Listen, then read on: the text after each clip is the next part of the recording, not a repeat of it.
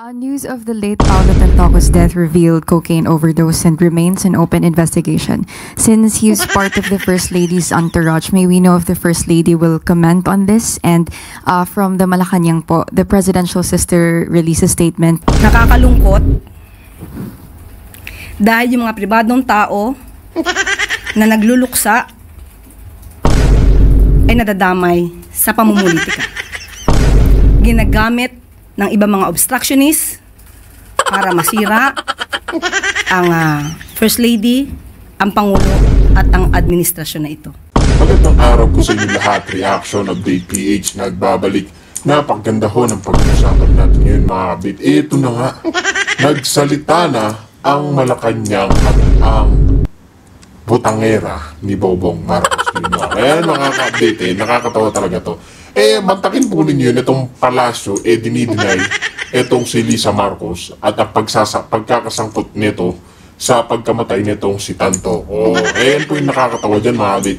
Tinanong po siya nitong isang reporter kung damay ba o kasama ba si Lisa Marcos sa Amerika noong namatay nga itong si Tanto ko. Babaeng nito mga kabit.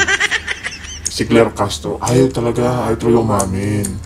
At mga kabit, pakinggan natin. Kasi kahit anong deny nila mga kabit, kahit anong pagtatago ng media dito, lahat po ng mga may Facebook, social media, ano naman mga kabit, may mga ibang reporter pa rin talaga o mga balitang channel na TV news, pero wala talaga sa mga kabit, sa mga ABS-CBN, hindi po na inilalabas. Pero meron po tayong mga literal na patunay sa sangkot nitong si Lisa Marcos. Kaya mga kabit, pakinggan natin ang pagde-deny netong babaitang ito sa reporter. Hi, Yusek. Good afternoon po. News of the late Paolo Tantoco's death revealed cocaine overdose and remains an open investigation. Since he is part of the First Lady's entourage, may we know if the First Lady will comment on this? And from the Malacanang po, the presidential sister released a statement. Senator Amy is calling for a comprehensive report from the palace to dispel further speculation. Nakakalungkot dahil yung mga pribadong tao na nagluluksa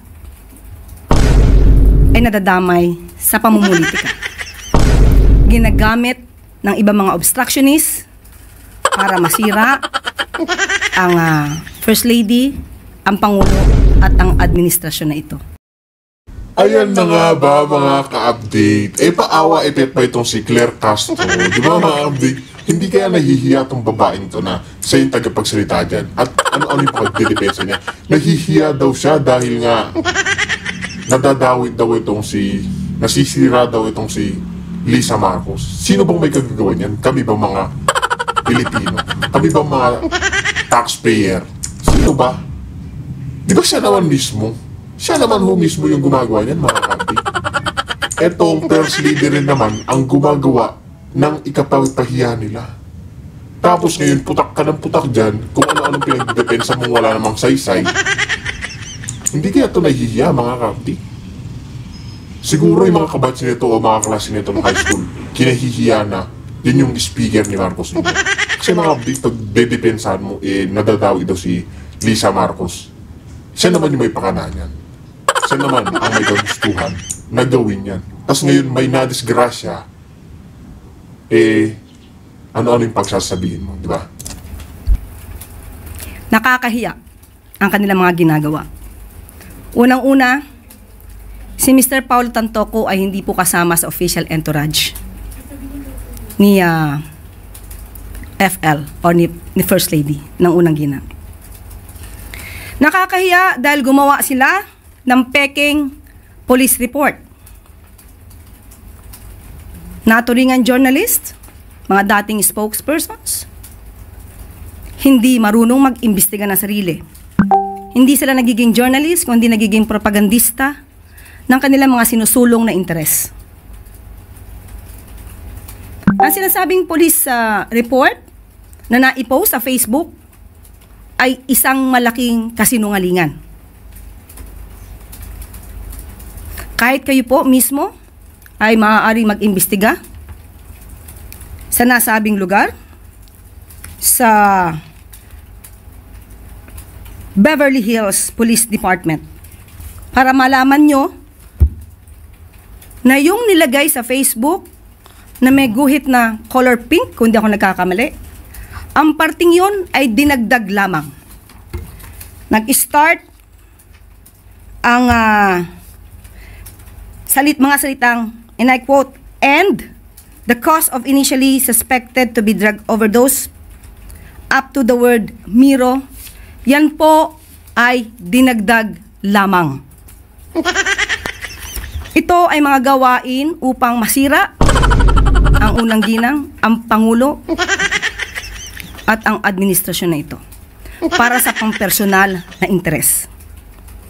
Tandaan po natin, ang unang ginang po, Mga kabit, tignan niyo yung mukha niya. Kitang-kita talaga yung gigil niya, mga kabit. Alam niya kasi na mga kabit, buwag na. Alam na ng taong bayan ang kapal-palang ginawa ng First Lady. siya ay nasa Los Angeles, ay meron po siyang security service na provide ng US. At meron din po siyang kasamang PSG. Hindi rin po siya nag-stay sa nasabing hotel ni Mr. Tantoco. Iba po ang kanyang hotel. At meron po siya mga activities March 8. Kung pwede po nating maipakita sa monitor. March 8, makikita niyo po sa screen na mayroong konsyerto para sa Filipino. Makikita niyo sa larawan din, Secretary Cristina Frasco. March 8 yan ginanap, hapon hanggang gabi. Papaanong masasabi ng mga obstructionist na to, ng mga fake news peddlers na to, ang patungkol sa nakita nila mga tao doon sa vicinity? Kaya po yan ay dinagdag lamang. Nandito naman po yan sa Facebook ng unang ginang. Pero kahit ito po ay nasa Facebook at ito po ay nai-report naman, pilit nilang binabago ang kwento at nakakalungkot dahil kapwa Pilipino ang kanilang niloloko. Kapwa Pilipino daw ang niloloko, mga ka-update. O yung former president na ginawang inilibing sa libingan ng bayani ang magulang kahit na isang diktador. Yan ba yung pag may mamalasakit sa kapwa Pilipino? Aling Claire, yan ba yung pag may mamalasakit sa kapwa Pilipino? Di ba? Matanda na yung tao, mga ka-update. 80 years old na ho. Pero dinala pa rin sa ICC. Ngayong butot balat na lang, nagbibili na nga ho ng ano eh. Di ba nagbibili na yung Pangulong Duterte natin na kung sakali man nga mamatay na siya doon, ikrimik na lang daw. Ganyan ba yung pagpapahiya sa kapwa Pilipino? Tama ba yun, Nanting Claire? Para sa kanilang personal na interes. So muli, sa mga journalist na nagpapanggap na kayo journalist, pero lumalabas na kayo propagandista, maawa po kayo sa bansa. Okay. Ayun, maawa daw sa bansa. Ito diba yung mga journalist na dapat sa magserbisyo sa bayan, dinadamay ni Claire Castro. Tama ba yan, mga ka-update? Hindi kaya siya talaga nakikiya sa mga pagpuputak niya dyan sa palasyo? Pakinggan naman ho natin itong magiging payag ni Atty. Neil Abayon patungkol nga rin dito sa First Lady at kay Tantongco. And update Later on, pero for today po, ito yung magiging basihan ng discussion natin. Okay? Okay, so unang-una po sa lahat, wag po kayo magdagdag bawas ha. So kung ano lang sabihin ko, yun lang po yung pakinggan ninyo at dun lang po kayo mag-base ng discussions, okay? So unang-una, wala po akong sinasabing guilty talaga yung mga binanggit dito sa mga news article na to na involved talaga sila sa pagkamatay ni Mr. Tantoco, okay? I am simply explaining po the potential or possible legal implications sa mga ganitong scenario. Yun lang po yun. Wag po kayo magdagdag bawas at kung gusto nyo po makipagmaritesan, bahala bahala po kayo dyan, pero wala akong kinalaman dyan sa Maritesa na yan. Pero anyway po, magbasa lang ako or basahin natin tong mula sa Rappler and Bilyonaryo para makita nyo po kung ano talaga yung ibig kong sabihin. So ito po, makikita ninyo dito, Manila, Philippines, the Los Angeles County Medical Examiner confirmed that Rustan Commercial Corporation RCC Executive Paulo Pawi Tantoco died from use. Okay, so hindi ko na lang to sasabihin kasi baka ma-block na naman to sa social media or ma-demonetize tayo. Okay, so in the case detail page of Tantoco's case, his death was marked as accidental with the primary cause being effects. Okay, so ang iti-take note po natin dito, yung cause of death daw niya was accidental, pero yung main cause kaya nagkaroon ng accidental death is because of these effects. Okay, so yan po yan. And then next, the LA Medical Examiner also noted that before his death, Tantoco was suffering from probable atherosclerotic cardiovascular disease or plaque buildup in the arteries, which causes the thickening of the walls surrounding a person's blood vessels. Okay, so yung pinaka main point po dito, more or less po, itong pagbabara sa arteries niya, nagtulungan itong dalawa, itong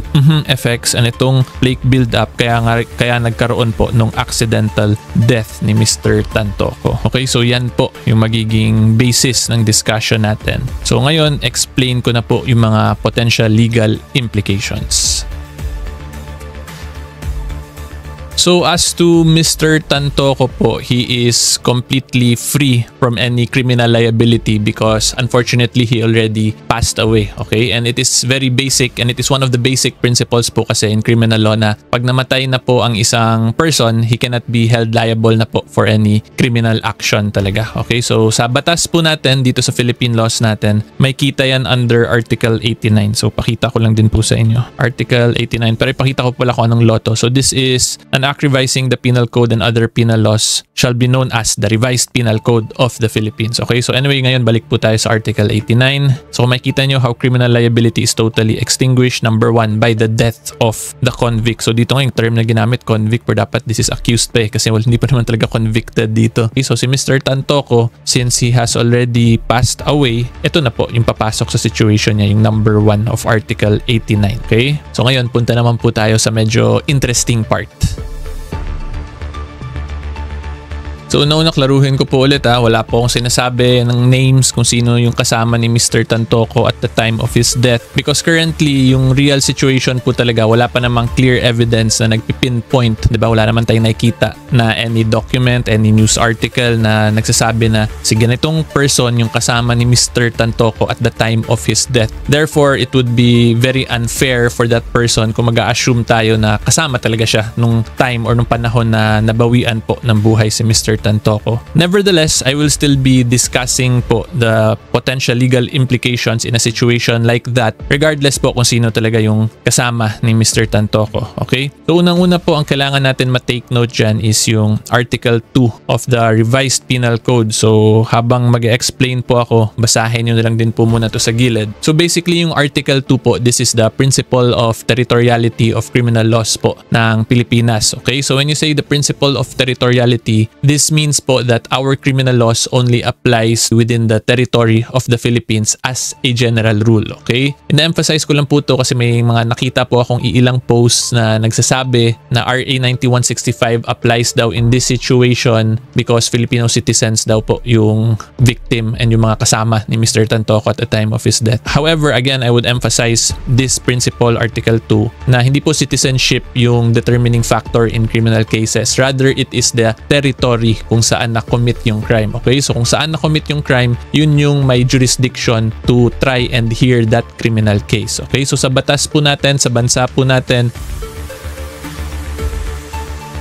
principle of territoriality po yung sinusunod natin. So kung makita po ninyo, Article 2, provisions of this code shall be enforced not within the Philippine archipelago. So I am pretty sure this is a typographical error. So this is from the e-library ng Supreme Court. Anyway, pakita ko po sa inyo yung isa pang version na lang sa Official Gazette para ma-sure tayo. So Article 2, application of its provision. So this is still the Revised Penal Code, Act number 3815. So yan, except as provided in the treaties and laws of preferential application, the provisions of this code shall be enforced not only only within the Philippine archipelago, including its atmosphere, its interior waters and maritime zone, but also outside of its jurisdiction against who? So, i-rephrase ko po muna para mag-gets ninyo. Ito pong Article 2 ang sinasabi, ang criminal laws po natin shall be enforced not only, hindi lang po daw sa Philippine archipelago, but also outside of its jurisdiction, provided papasok siya dito sa 5 to. So, in other words, ito pong 5 to, these are the exemptions to the principle of territoriality. Okay? So, kung makita po nyo, very specific po yan. Number 1, should commit an offense while on a Philippine ship or airship. So, pag nasa isa ka pong ship or airship tapos nakaregister under the Philippines, pasok pa rin po yan sa, or treated pa rin po yan as territory of the Philippines for criminal law purposes. Tapos number 2, forge or counterfeit any coin or currency, note of the Philippine Islands or obligations and securities issued by the government. In short, gumawa ka po ng pekeng pera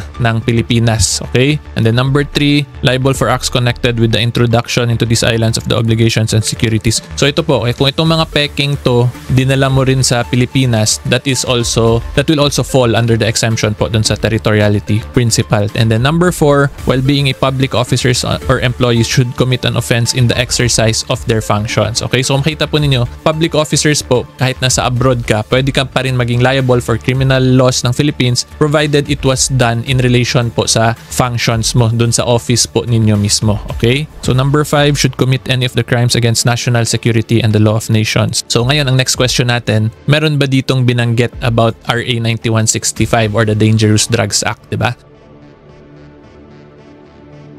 So kung makita po ninyo, since walang binanggit dito sa Article 2, hindi po covered sa exemptions ng Principle of Territoriality ang RA 9165. Okay? So again, I am just simply explaining here na fake news po yun, yung mga nagsasabi na pwede daw pumasok yung 9165 sa ganitong situation. Ito, I'm just being honest lang po kasi ayoko po magkalat ng fake news eh. Yun po kasi talaga yung reality in relation po sa criminal laws natin. Very strict po yan regarding the Principle of Territoriality. And as a matter of fact, kung makikita ninyo, Article 2 pa lang, dun siya nilagay agad ng revised penal code. So this is in a way po signifying the importance talaga of this principle para at least alam na agad natin kung sino ba yung makakover ng mga criminal laws natin. Okay? So ngayon, ang next question natin, since hindi binanggit tong 9165 specifically sa Article 2 as an exemption, under 9165 itself, meron bang nakalagay na hindi siya covered under the Principle of Territoriality? So kung titingnan po ninyo to, kung i-scan po ninyo yan, wala po kayong makikitang exemption dito. So hindi ko na po ito ma-explain unfortunately kasi mahaba po ito eh. But you just have to trust me na lang po na walang nagsasabi dito na exempted to from the Principle of Territoriality. In summary po, ang essence kasi ng RA 9165 is it punishes criminal acts in relation to dangerous drugs po, mga illegal drugs na committed dito sa bansa po natin. So more on sa importation side po to, illegal possession, illegal use, yung paggawa po or pag-preserve ng isang drug den, that is all under this one po, 9165. Pero yung pinaka-essence and spirit of the law po is that it must be committed within the Philippine territory. Okay? Pero as a food for thought lang, as added discussion, yung Dangerous Drugs Act po, yung pag-illegal possession niya, yung pag-manufacture and sale of dangerous drugs can be applied in very specific cases po sa pag-export, assuming na it is part of a grand scheme na parang ano ka ba, nag-ooperate ka ng drug cartel and dun sa pag-operate mo ng drug cartel, it involves yung pag-export mo tas babalik ulit dito. But that is a totally different picture na po kasi medyo malayong usapan na po yun from dito sa situation ni Mr. Tantoco. So as a general rule po of the RA 9165, yung situation ni Mr. Tantoco would be very difficult to fall under these provisions in relation po dun sa mga kasama niya na let's say gumamit or nagkaroon ng possession ng illegal drugs. Hindi po siya automatic papasok dito kasi yun nga po, it was committed abroad. And like what I also explained, papasok lang po yun yung pag-export, paglabas mo ng drugs, illegal possession mo ng drugs if it came from the Philippines, if it involves nga po, yun nga more on parang may ano ka, may drug cartel or drug business ka talaga, tapos yung business mo na yun involves you going in and out of the Philippines. So pag ganyan, it can fall under this. Pero yung pinaka-crime pa rin doon is yung pag-operate mo ng drug syndicate or drug business within the Philippines, not necessarily the simple act of exporting lang, okay? The reason why I'm here today, ladies and gentlemen, merong nagaganap na epidemic ngayon sa ating bansa at lumalala ang epidemic na ito. And it's about time na lahat tayo magtulong-tulungan para magamot itong malalang epidemic na for me. Example, recently, merong bus driver na nahuli ng mga pasahero habang nagmamaneho, nag-online gambling. Paano na kaya umaga yon? Paano na kaya kung sa gabi wala nakitang pasahero, nag-online gambling siya, nabangga, disgrasya. Meron pang jeep driver na nahuli din ng mga pasahero na nag-online gambling habang nagmamaneho. And meron pang sa PTEX ata yun, ni-raid ng mga pulis, lahat ng mga bus drivers lulong sa online gambling. Napakarami ng taong lulong dito sa online gambling kasi napakadali ma-access. As a matter of fact, sa programa ko sa Wanted sa radyo, hindi ko na mabilang recently yung puntahan ng mga magulang na nareklamo, yung kanilang mga asawa, anak, especially mga estudyante, hindi na nakapag-aral, napupuyat, at nangungupit na sa kanilang mga magulang para lamang makapag-online gambling. Especially itong scatter. Sobrang lala na. Something has to be done. That's why I'm filing a bill na total stop. Hindi yung regulated. Hindi yung strictly regulated. For me, no. It has to stop. Grabe na. Kailan tayo titigil kung bagsak na ang ating bansa, ang ating lipunan? We have to step on the brakes right now. And with your help kayo sa media, ma-disseminate properly itong information na ito para sa kalaman ng lahat na meron tayong sakit sa ating lipunan sa pamagitan ng epidemic, kung tawagin ko, nitong online gambling. Go ahead, please. Sir, kasi may ilang senators din na nag-file na ng bill on online gambling but they want strict regulation lang kasi kapag total ban, baka magkaroon ng underground operations lang, sir. So, allow it but with stricter regulations po. Like, hindi pwedeng 18 and above, yung mga ganun, sir. Ay, 18 and below, I'm sorry. Okay, well, inahangaan ko yung mga kasamang senador na nagsabing strictly regulated itong online gambling. Pero ako, in my opinion, kailan talaga total ban. Yung sinasabing baka mag-underground. Nandiyan naman ating kapulisan, nandiyan yung ating NBI, nandiyan yung ating PNP. Anong ginagawa ng kanilang mga intelligence funds para tugisin kung sino itong mga nag-underground? As simple as that. Let them do their job. Otherwise, tanggalin mo yung mga pulis na hindi trabaho. Sir, when you say total ban, lahat, pati accredited ng PAGCOR, sir? Lahat, pati accredited ng PAGCOR. Kasi, tingnan nyo, kahit na paslit, nakakapagsugal, very accessible itong online gambling. Why not put a stop into it? As it is, may problema na nga tayo sa mga casino. Ang dami ng casino left and right.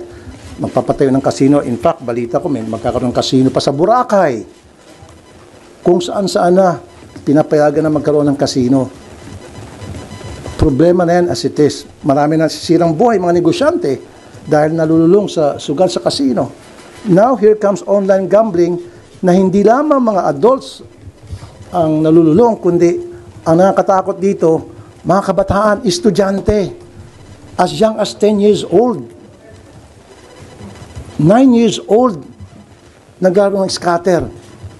Hindi nakapag-aral, hindi nakapagtulog, hindi nakatulog, kumukupit sa kanilang mga magulang para makapag-scatter lamang. Ano to? Anong klaseng bansa meron tayo ngayon? Grabe na. At bakit ito pinapayagan ng PAGCOR? Kaya nga I'm calling, yung sinasabi ng PAGCOR, for now, itigil na raw muna yung ads sa mga online gambling. Galing ako sa bahay ko, papunta rito, binilang ko, 7 ang billboard ng online gambling. 7. So, nananawagan ako sa PAGCOR maging sa ad board. Do your share for now habang gagawa ko ng bill. Of course, matatagalan yan. And habang pinag-isipan siguro ng ating sa executive kung anong gagawin nila, do something, itigil na muna lahat ng advertisement sa online gambling. Kasi ang sabi ata ng PAGCOR sa prime time lamang. Bakit lang prime time? Paano sa hindi prime time naman yung mga bata nanonood din? So dapat tigil yan sa TV, radio, newspaper, social media, lahat. Kung nagawa natin yan sa sigarilyo, Remember dati, sigarilyo left and right. May advertisement yan. Lahat ng platform sa media. Napatigil. So bakit hindi natin mapatigil itong sa online gambling? Kung gusto yun ng PAGCOR, kaya nilang gawin.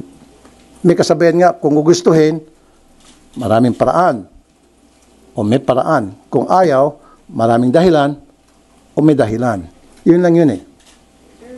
Paano naman, sir, yung mga celebrities na kilalang kilala, tapos sila pa talaga yung nag-endorse, sir? Yun nga, nakakalungkot nga. I don't have anything against those celebrities. Siguro sa kanila, trabaho lang, walang personalan. Pero ang hindi kasi alam din itong mga celebrities na nag-endorse itong online gambling na maraming nasisira.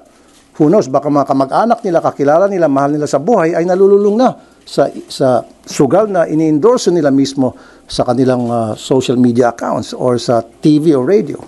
Sir, paano yun? May mga malalaking tao daw, including lawmakers, ang engaged sa online gambling operation. Very good. That has to be investigated. Dapat imbestigahan. Sino yung mga politiko, sino yung mga malalaking opisyal na involved sa online gambling, online gaming? Sampahan ng kaso ombudsman. Sampahan ng kaso Sandigan Bayan. Find out who these people are. Kung illegal yung operation. Pero kung legal, sir? Kahit na sabihin natin legal, dapat ang mga politiko ay nagsisilbi sa taong bayan. Ang pangit naman yung kanilang pinagsisilbihan, yun yung tinatamaan ng kanilang negosyo o yung kanilang involvement, yun yung nasisira yung pamilya. Yun yung nawawasak yung pamilya dahil nalululong sa sugal. Sir, sinasabi rin malaki magiging foregone revenue kapag total ban ng online gambling. That is correct. 140 billion, I think, if I'm right. Pero marami naman pwedeng pagkukunan ng 140 billion na mawawala. Just think of it, 140 billion. Kumpara naman doon sa nasisirang pamilya, nasisirang mga Pilipino. I think the benefits na nakukuha ng ating gobyerno mula sa revenue ng online gambling outweighs the ill effects. Saan tayo? Kung dahil sa 140 billion masisira ang napakaraming pamilyang Pilipino, maraming malululong sa sugal, bakit din natin itigil na lang itong online gambling? So, ang PAGCOR, sabi nila, hanggang August 15, meron para i-take down lahat ng ads, yung billboards, sa mga bus, etc. So, you're saying dapat ngayon na? Bakit August 15? So, between now and August 15, so marami pa malululong sa sugal.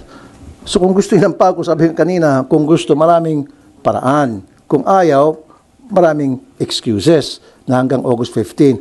Why August 15? Let's do it now. Ganun dapat. Ora mismo. Kasi lumalala at lumalala na talagang problema. Ayan na nga, yung nabalitaan natin, alam niyo naman siguro yan. Bus driver, akalain mo, habang nagmamaneho, nag-online gambling, buti na lang nakita ng mga pasahero at pinigilan siya. Paano kung hindi nakita? Paano kung gabi yun, natutulog yung mga pasahero? Pero sir, do you think mabilis makakapasa itong proposed bill tungkol sa total ban ng online gambling? Considering na sino yung mga tao behind it? Let's be practical. It will take some time dahil maraming aharang, maraming pipigil, maraming maglalabi. And you know how powerful they are, these people behind. Ikaw na mismo nagsabi, may mga malalaking taong nasa likod niyan. Of course, isa yun sa mga tututol. But at least we're doing something and we're gonna fight for it. And for the meantime, habang wala pa yon, I'm calling upon PAGCOR, I'm calling upon AdBoard, DICT. Magtrabaho naman